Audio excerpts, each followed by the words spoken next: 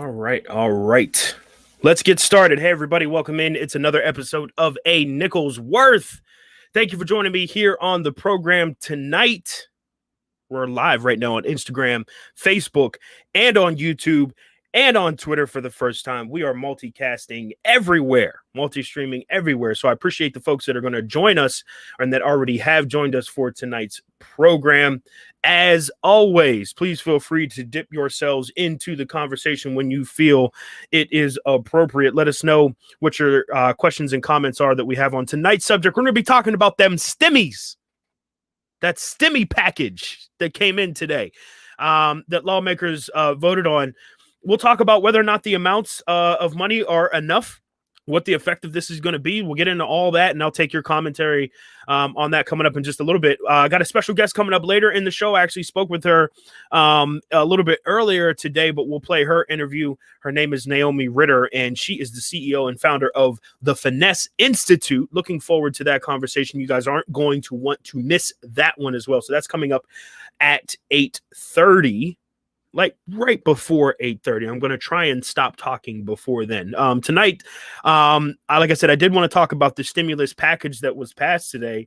And I'll just start out with a very simple question for those that are listening out there. It's on a scale from 1 to 10. How much will a one-time $600 stimulus check help you during this pandemic? I want your real and honest answers. There's been a lot of criticism about this, saying it's not enough money. There were billions and billions of dollars also that went to other places as well, as a part of the spending package. But before we get to that subject coming up a little later, I would love to know from your end, on a scale from 1 to 10, how much will a one-time $600 stimulus check help you or the people that you know during this pandemic? As always, though, I do want to start out with a scary COVID stat of the day. Usually this is more numbers based, but at the end of last week, I'm telling you, we've been having some real rough Thursdays and Fridays when it comes to coronavirus news. Anyhow, last week, I got wind, hopefully not British wind, but I got some wind that over there in the UK, there was this new strand, there was this new mutation of the virus that they had been discovering in more than half of their new coronavirus cases over there in England, and it kind of bothered me, right? This news was confirmed again today. We had some really disturbing news, in my estimation. This is kind of disturbing news coming out. This is coming from the New York Times. Just as vaccines begin to offer hope for a path out of the pandemic, officials in Britain this past weekend sounded an urgent alarm about what they called a highly contagious new variant of the coronavirus circulating in England. In South Africa, those two countries have very interesting relationship. In South Africa, a similar version of the virus has emerged, sharing one of the mutations seen in the British variant, according to scientists who detected it. That virus has been found in up to 90% of the samples whose genetic sequences have been analyzed in South Africa since mid-November. That tells us a few things also, this variant that has been ravaging through South Africa and Britain has been here probably for about the last month or so. Scientists are also saying at this point, there's not exactly proof that this new variant is necessarily any more deadly than the old variant of the COVID-19 virus, rather, that we've been looking at since last December.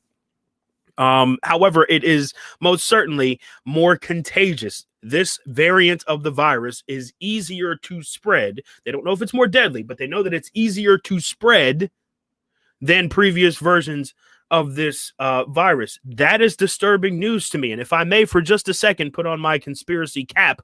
I don't often put it on, but here's something that I do find interesting about the United States and this whole situation. Obviously, those two countries, a whole ocean away from each other. But what's concerning to me is that in the United States right now, we're dealing with what might be considered to be the third wave of coronavirus.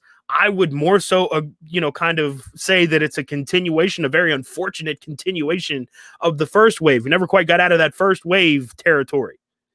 But we're experiencing, what many are calling the third wave here in the United States. And what you'll notice about the numbers is that they are significantly higher than the second wave. And of course, the initial wave that got us into this whole situation back in March, April range. I don't know this, by the way, to be, this is not a fact. This is just, sort of things that I've been observing while watching and seeing some of the information coming across the screen. That this, whatever wave is hitting the United States right now, is a lot higher. It's a lot more contagious, seemingly, than it was in the summertime or the spring. And we're losing a lot more people per day, per week, and per month in the last couple of months. Pandemic, right? When we should know more about the virus itself, and we should know more about how to prevent it as well. Here we are, 9 months. We have experience points in the game, and now we're at a point where we're actually losing more people. More people per day are being infected, even though we know more. This is something that I found to be a bit suspicious myself. I'm not saying that somebody's trying to hide information or that there's a big conspiracy. All I'm saying is that there's a striking similarity between what British researchers are finding about this second variant of the virus and what ends up being a part of our third wave here in the United States. Now, the trend will continue. Other countries will have experienced also a recent uptick or surge in cases. So this might be something that, again, the virus might be mutating right in front of our eyes all over the world, right? And this is something that virologists and scientists and medical experts warned us of earlier in the year. So it should be something that we are at least somewhat prepared for happening. But at the end of the day, I'm not exactly sure that we entirely are right now. We need to prepare ourselves, as I continually say on this podcast, use COVID sense. It's like common sense, but you use it during COVID, right? There are certain things that we should be saying to ourselves. We can't do these things, right? Like, I know this might seem inviting. I know that this event is important to me. Maybe it's a funeral, maybe it's a church service, or maybe it's a gathering that you have every 5 years or whatever. And you think to yourself, look, I'm not going to have another opportunity to do this. What I guarantee you, whatever's going on with the coronavirus, much more serious than whatever you got going on. I'm sorry. Even if it's a funeral, if it's a wedding, it's anything. I think people need to understand that this not only is serious right now, but we're entering even into an even more deadly and an even more dangerous period of time when it comes to this virus. So please, please, please, even though there's vaccines starting to be handed out now, please don't let your foot off the gas. Quite the opposite. We need to be more ardent about how we keep to these certain COVID-19 restrictions and things like that. So just a note there, not a big cause for alarm or concern. To not say we haven't found this strain here in the United States just yet, but I'll be keeping my eyes open as to how these variants and how these different strains of it will affect us moving forward. It's a very, very good possibility of what Dr. Fauci said earlier this year. This could be a seasonal virus, right? This could be something that comes up every year, every winter or fall for the next several years until it's vaccinated out. It's a very good possibility. So we need to stay stringent and keep to the rules and regulations that different states are handing out. So speaking of, by the way, handing out and states, I opened up with the question that you can see at the bottom of your screen if you're watching us on Facebook or Periscope right now. On a scale from 1 to 10, how much will a one-time $600 stimulus check help you during the pandemic? I'm going to start with my IG peeps, D-Nice Inc.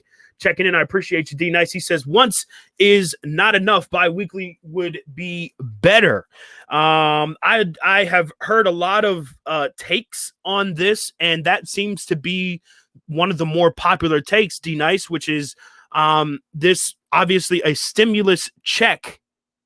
A stimulus check is no good if it only happens once. Right.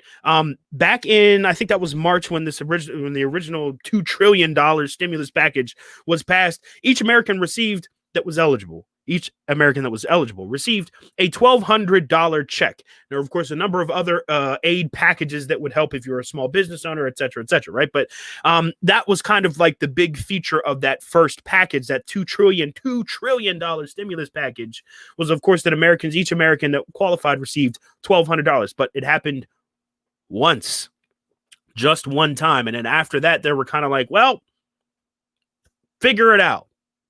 We're going to try and figure it out. I also remember, while we're speaking about disappointing congressional performances here, I also remember this being something that many Congress people said, look, we don't want to, and they belong to one particular party over the other. I'm not going to bash those GOPers. Oops. right now. But there were a lot of there was one particular side of this political spectrum that was hesitant about giving states money. Right now, this is an important concept. It might sound like a boring political concept, but stay with me here for just a second. Right, these federal Congress people, right, were hesitant about giving states money as a part of their aid package. And the reason why they're hesitant is because this particular group, known as the Republicans, GOP, whatever, conservatives, don't like the idea of the federal government basically giving money over to the states so that they can do with it whatever they want, even though in this case, of course, we know that those states would, inexplicably need these funds to be able to pull off some of the lockdowns that we're starting to see in effect right now. That didn't happen during the course of the summertime, and the negotiations just kind of carried and rolled through the summertime as if it wasn't an emergency situation, as if Americans weren't rapidly running out of what little money that they already had.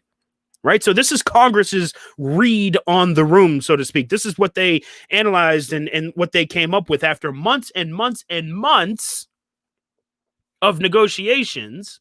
Congress just today voted on a $900 billion, rather, with a B, $900 billion pandemic relief package. They reached an agreement late last night on this that does include unemployment, enhanced unemployment benefits, and direct cash payments. That all sounds good until you start to hear the numbers behind it, right? The numbers are actually embarrassing. This package would send direct stimulus payments of $600. That's why I asked that question, to individuals, half the amount provided in the first round of checks, which went out back in the spring. It goes on. Eligible families would receive an additional $600 per child, which is about $100 more than the first time. So that at least is a slight uptick. The payments would start phasing out for individuals with an adjusted gross income of more than $75,000. Those making $99,000 or more would receive nothing, and they will like it. Good day, sir. In the most Willy Wonka way possible. By the way, the jobless would also receive a $300 weekly federal enhancement and benefits for just 11 weeks. That would be the time ranging from the end of December to about March 14th, in which they're going to have to go back to the table and quite literally do this all again. Now, I have several things here that just made me absolutely nuts about this news coming out today. First of all, I am no fan of the way that Congress operates. They are no smooth operator at all. Everything that they do seemingly has this tilt on it as though they are doing it in 1782 and that there's no rush on any of this stuff, right? Like they're like the Americans, they operate as though America is still a small country and not one that's filled with 350 almost people in it. But that's a big problem that I have personally with Congress. Congress is also not well liked in the general sphere of things, and this is why. This is exactly why. Think about this from a logical perspective, right? Just a logical perspective.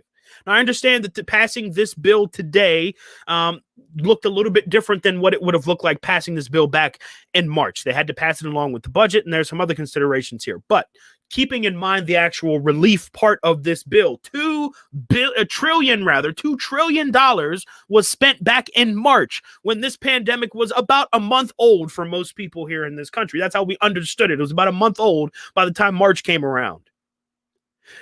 Initial lockdowns, things like that. Schools were closing, businesses were closing. You weren't really sure what was happening next. And Congress passed this emergency $2 trillion stimulus package. It wasn't a whole lot, but it was, for the moment, okay, I guess. A lot of people were kind of excited about that $1,200 check and $600 payments, or $500 for each kid. And of course, $600 a week as enhanced unemployment benefits were included as a part of that package. That package was $2 trillion back in March. Now, fast forward to, 6 months? No, I guess it'd be about 8 months later, 8 months and some change later, when we are now in the throes of the pandemic back in March. I don't know, maybe between 5,000 to 10,000 people we had lost by the end of April or so. We're up in over 300,000 people. 300,000 people that have died from this. Millions have been infected since that time. In other words, what I'm trying to say is it's very clear and obvious that the country is in a much worse condition than it was back in March. So you want to explain to me what the logic is behind a now smaller stimulus package. At this time, 8.5 months since the last underwhelming stimulus package, you've given us a stimulus package that is somehow even less stimulating than that. As a matter of fact, about half as stimulating. $900 billion as opposed to $2 trillion. There's some money missing there. And the other thing, the fact that it took you months to reach this conclusion, it's like me putting a math problem in front of your face. 2 + 2, what is it? And you coming back a week later and the answer is 16 on your paper. How did you take 2 weeks and that's what you came up with? Are you serious? This is the frustration behind when we talk about what we need as a change, as a part of our congressional system. I'm not just talking about a change. Let's just vote for somebody else because it's kind of fun. Why don't we try a different political party because we don't have anything else to do? This, my friends, is the problem. This is the most serious thing that has ever happened in anybody's life right now. This coronavirus thing, the most serious and detrimental and obvious problem that affects everybody. And even in this moment, Congress can't even prick itself alive long enough to do something that makes common sense. When lives are at stake, my friends, Congress is still up there trying to figure out, like, well, if we give the states this much, then how much are we going to give to the defense budget? And, well, if we're giving too much money to the states, then we're bailing them out for bad behavior. And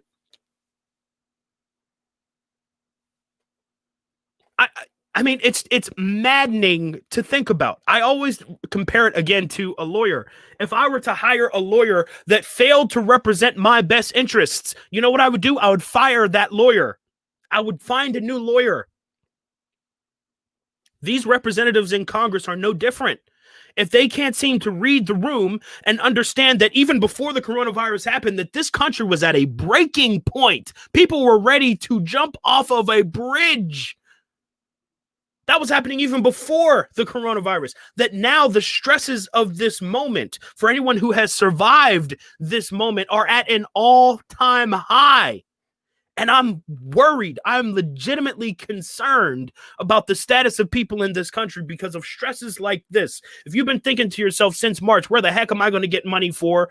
I don't know, anything, right? Rent, my car payment, my children's school supplies. Maybe I've been laid off, or even worse, I've been relegated to a lower realm of work as a way for the company to save money. And not only do I have to still dedicate a portion of my time to this company, but I'm not even getting what I was originally supposed to be getting out of the deal. It's a breaking point. This year has challenged us in so many ways that I don't think that we've really dipped too far into this realm of, like, you know, what exactly a broken mind sort of looks like. But I think that in many ways we already are broken, and we're going to continue to be broken if we keep seeing inconsistencies in our system like this. There have never been more eyes on the process than right now. And people are looking at this and saying, something ain't right here. This ain't good. I may not understand all the intricacies of everything that's happening, but I do understand how someone gets screwed. And right now I recognize that that's happening to me. Many people are coming across that realization. And sure, the whole world is struggling, but the way that America is struggling is almost unique and perfect just for America. These are things we ought to be upset about. Before I get into the comments, my favorite congressperson, Alexandria Ocasio-Cortez, who constantly challenges things. So why she's my favorite congressperson. I think she's like in the room. She's the only person in the room challenging anything, looking up and saying, why the hell are we doing any of this? So good for her. She says in a tweet, in response to not being able to sort of properly process this bill, Congress people not being able to process and effectively vote on this bill, she says it's not good enough to hear about what's in the bill. Members of Congress need to see and read bills we're expected to vote on. Seems pretty simple. Not happening exactly in Congress. I know it's, quote, controversial, and I get in trouble for sharing things like this, but the people of this country deserve to know. They deserve better. That's why she is by far and away my favorite. She tells it like it is. She's not there to impress anybody. She probably gets on a lot of people's nerves, and I think that's the point. That's the point, my friends. We got a lot of comments. Let me get into some of them before we move on to my next interview. Sorry, I'm trying to do like the dual, Instagram and Facebook thing, which these two might not be in sync anymore pretty soon. We got to have a show on where we talk about that. My cousin comes on. His name is Matthew. He goes on Instagram by Dark Machine Nation. By the way, you should check out some of his stuff. His artwork, both visual and audio, is fantastic. Fantastic from the mind of Matthew. He says, who is this relief really even for? No one's relieved by that, talking about that $600 stimulus check. Now, the interesting thing about this is I didn't go into detail about where some of the other billions of dollars are going, but small businesses are certainly getting a boost. That Paycheck Protection Program is coming back.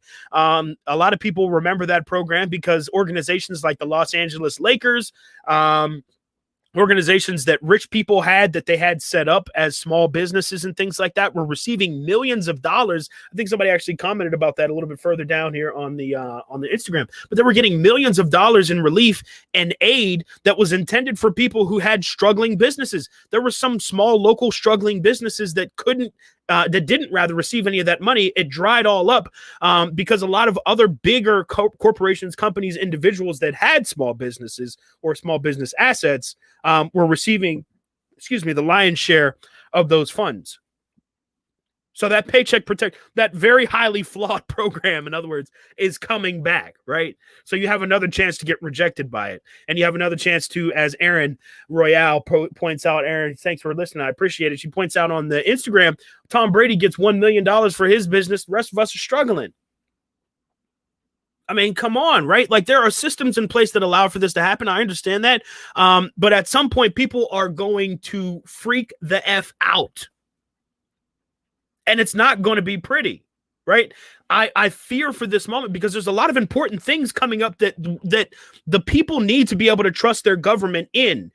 Vaccines is the big one, right? Like there's going to be a ginormous vaccination effort that's going to be going out. That requires trust, right? Like the people need to be able to trust the big government entity that's going to be distributing and handing out these vaccines.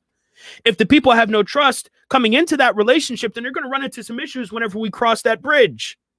I don't want to send anyone into a panic, but a stressed and a pressured people react differently to things that they should otherwise be calm about. And I think in this instance, a lot of people are going to be able to look at the general chaos that's going on and feel the general, pressure of the moment as well. And who knows what's going to happen? Who knows? It is a powder keg waiting to explode. I don't want to be anywhere around for it. Matthew comments and he says that $600 is going right to savings or my tires, or it can go into both, Matthew, if it goes into saving your tires and you've killed two birds with one stone, and you'll need that kind of efficiency if that's all they're going to be giving out, $600. Of course. And please let me know. The question of the show is, on a scale from 1 to 10, how much will a one-time $600 stimulus check help you during the pandemic? I'd like to know your answers. Because I don't want to necessarily, I'm not obviously personally not a fan. That's my 2 cents on it. I think they could have done a lot better here. As a matter of fact, I know they could have done a lot better here, but for, maybe for some people, $600 is enough, or maybe for, some folks, feel that's enough. Let me know what you think. Let's go to our Facebook comments and I'll come back to Instagram here real quick. I appreciate everyone for listening in and commenting in. Ariel comments in and says, I'll make it work. Those with children get an additional $600 per dependent. That's correct.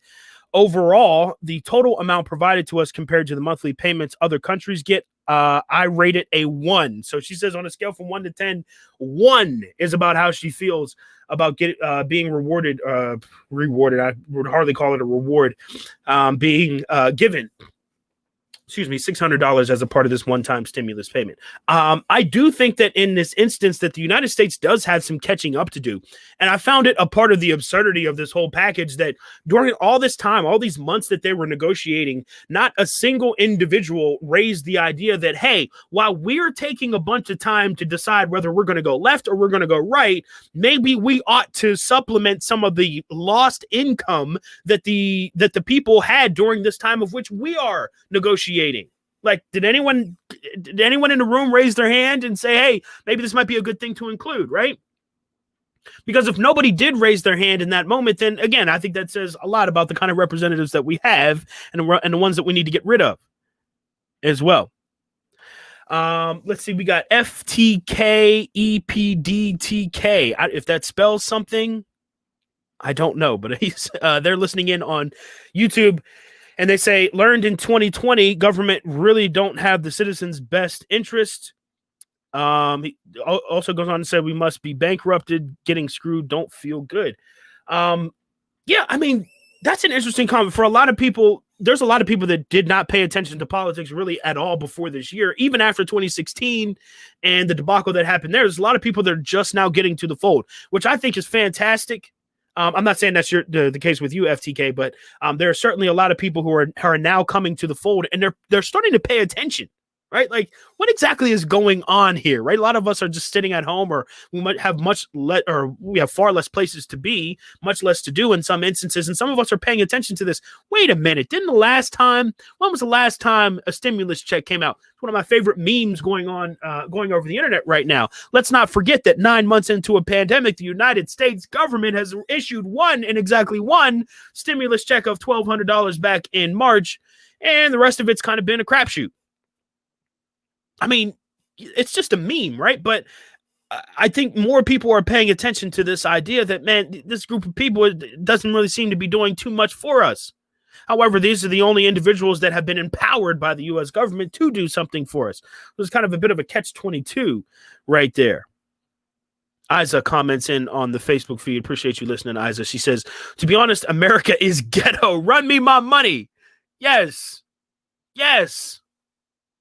Come on, man. I think looking back on this moment, it will be embarrassing when we calculate the total damage of what, how should I put this?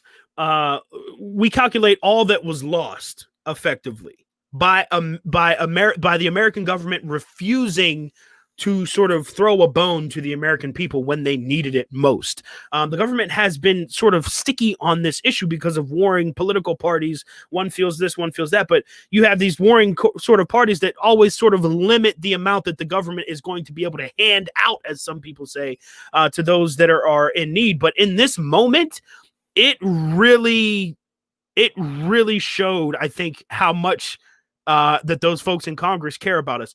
By the way, I looked this up because I was kind of perturbed at the sort of dismissal of a lot of these representatives. I was like, how much are they getting paid per year, right? How much do they make on a daily basis that they're kind of not concerned about this? Their salary is still guaranteed. And senators and House representatives, these are the 100 senators that we have here in the country and the 435 federal representatives from each state. They're making $174,000 a year. $174,000 a year. That's a joke. That is a pure, unadulterated joke. So this is what I mean. Breaking point. People are going to break when they realize that they have to bend over backwards to make $600 work, while a congressman is somewhere eating bonbons on a beach somewhere, because they have $174,000, and I'm sure they make a whole lot more than that in, dare I say, handouts from sponsors. Crazy, man. It's absolutely crazy. I appreciate that, FTK, that comment. He says, you have a similar intellect as Michael Eric Dyson. I got to get myself some more turtlenecks. That's what Michael Eric Dyson's all about, the turtleneck. My mans will wear a turtleneck anytime. And I don't know if I'm like to that level of woke just yet, but I appreciate that, FTK. David Hicks says, always great content. I appreciate that, Dave. Rick, and responding to on a scale from 1 to 10, how much will a one-time $600 stimulus check help you during the pandemic? Rick says, not very much. Not very much. And I think that's a key. And Rick, I know that you're a family man, and somebody that works hard every single day. And there's many people out there just like Rick. And I think that those are the kind of people that kind of get left behind in this whole sort of thing. The U.S. government has taken on this approach when it comes to stimulus checks of, if you can dig yourself out of your own hole, then you're good. Like, we don't need to help you in any sort of way, shape, or form. Never mind that you've been stressed because of this moment has, negatively impacted everyone financially. What they've basically said is, we're going to limit those that are identified as those who need help as a very small and limited group of people. That saves us from having to give all these peasants all this money. And like the idea that that's, Congress's sort of crass attitude towards this is disturbing. It's disturbing. These are people who represent us. Erin Royale, she comments in and says, me specifically a 10, she says, only because I really don't, quote unquote, need it. But to someone who lost their job, a 2. Right. And now this is also another important sort of thing here. For all that time that they took to get this bill right, they couldn't create a tiered system that was a little bit more specific than saying anyone who's making less than $75,000 is somewhat eligible. Anyone making more than $75,000 is pretty much not eligible. I think that is somewhat a loosely sort of defined scale. Payments to every American is a concept that in other countries is not really all that wild. It happens all the time, whether you have a job or not. But here in this country, we're so used to, like, you can only have it if you've earned it. You can only have success in this country if you have sacrificed, everything. You're only deserving of good things if you've worked 80-hour work weeks for the last 30 years. Or somebody, of course, that's like the short way out. But if you're gonna earn it, I think a lot of Americans, sort of feel like that. They're like, the conversation about minimum wage and everything else like that is a separate conversation, but it goes along those same sort of lines. How do we get trained to think of our fellow Americans as less than deserving of some kind of aid? Well, in this moment where everybody could use the aid and still only certain individuals are being given this, with strings attached, by the way, I think that says something, perfectly simple about where we are right now. Matthew comments back in. He says, we need to discuss the issue of quote unquote handouts and how vehement people are about withholding help regardless of circumstances. Can you share your thoughts on that? I've never liked the term handouts at all. I mean, we have a Federal Reserve, we have a central bank, we have an economic system that is based in this concept that we give to the general public, which is represented in physical form by the government and the representatives of the government. And then that government, so to speak, then, provides certain public accommodations, if you will. And that is like a very, very loose definition of how we do business in this country. And so when it comes to handouts, I think of a handout as something that somebody who has nothing is receiving from somebody who has everything or has all the things. The government only has all the things because of the people. The government does not generate its own money. But we provide that government as Americans with that money and with that financing, with that funding, rather. And so anything that the government is then giving back, or giving to the people, rather, they're giving back to the people in many ways. Are there welfare queens? Are there people who cheat the system? Yeah, but believe me, they are far from the problem or the majority in this country. However, we operate as though, sort of that fraud that could potentially occur within this realm of help is strong enough to prevent those who actually need it from receiving that help as well. We've stigmatized these people as people who need a handout, rather than the government paying its fair share, so to speak, of what it has collected or not collected from a lot of rich folks in this country as well. So there's a lot of ways in which that sort of breaks down. But I think the reason why we as Americans don't have a really solid grasp on this is because we always, I think, have had this idea that the government really is kind of this entity that we can't expect anything from, but we do expect to take them to take things from us. And so I hope that at least in part answers your question as well. I'm going to get to a few more of these, and then I got to get to my interview because I know you all want to watch the Steeler game coming up at 8. I know I certainly do. Let me get to my last couple of comments on Facebook. Rick says, out of principle, the government is failing its people. $600 would be good if it were on a monthly basis, right? A one-time payment would simply bring them back to the table later, right? And so I alluded to this a little bit earlier too, that this whole process is now going to be spun again in March. We're going to have to sit down at the table, and I guarantee you, whenever we show up in March, everyone in Congress is going to act like they're shocked and surprised that this is an issue. Oh my goodness, we need to provide another spending bill for the people. How do we do it? And they're going to take weeks or months to get that one done as well. I would bet your bottom dollar on that. So that's obviously not what anyone wants here. How do these people still have jobs? Plain and simple. I'll just leave it there. Red October comments in, my homie, another Matt there. He says, would you recommend a coup? No. In short, I would not recommend a coup.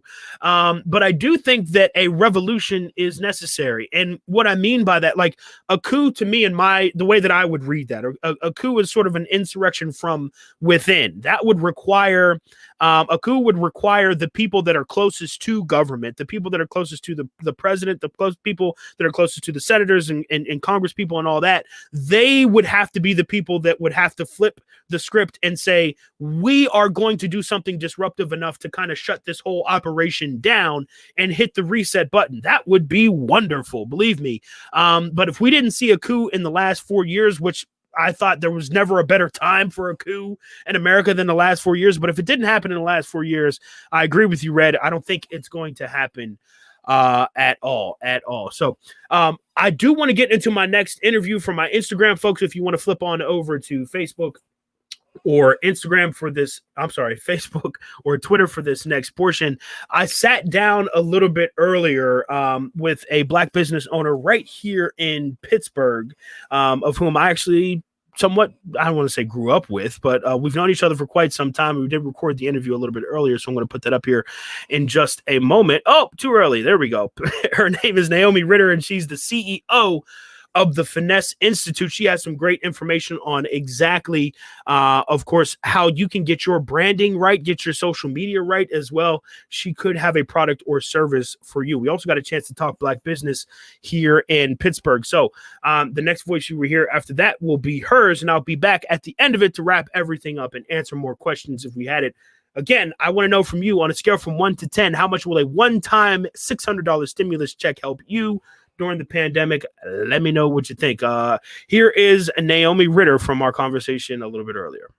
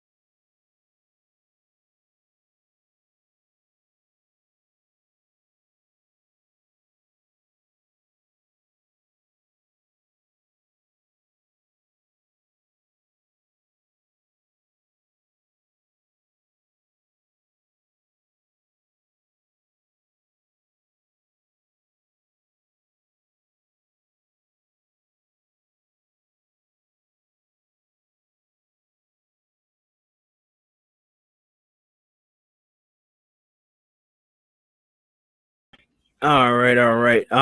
Looks like we're having some sound issues with that one. Oh, now see, it's not coming up now. Oh. Okay, looks like we're having a little bit of sound issues getting that connected. So what we will do for that situation, we will play that interview for you at a later time. I'll actually be playing that for you here in just a few minutes. We're going to premiere another video so that folks can check that out. Sorry about those technical issues, but we're going to get that interview up with Naomi Ritter of the Finesse Institute as soon as this video ends. We'll premiere that immediately. A great interview from a great person as well. Sorry about those sound issues, but I'm going to air that in just a second. So I do appreciate everyone for tuning in tonight. The question of the day, and please feel free to answer this, share this on your timelines. Scale from 1 to 10. How good is a $600 stimulus check? How much is that going to help you out of this pandemic situation? All right, I'll be back on Wednesday for a special edition of a Nichols Worth, of course, known as Sports. Every Wednesday, we're going to be right here broadcasting live. I'll have my buddy Jovan Alfred back again from the oh my goodness, almost called it the Shadow Lounge. Total Sports Live as well, and Vox Media. So don't go too far. On Wednesday, we'll be back with a special sports edition of a Nichols Worth. More politics and news coming up next Monday as well. We'll have another special guest. I can't wait for that. But thank you, everyone, for listening. And again, keep it locked right here. We're going to figure out these tech issues, and we'll be premiering that interview with Naomi Ritter, CEO, of course, of the Finesse Institute in just a second. Thanks again, everybody.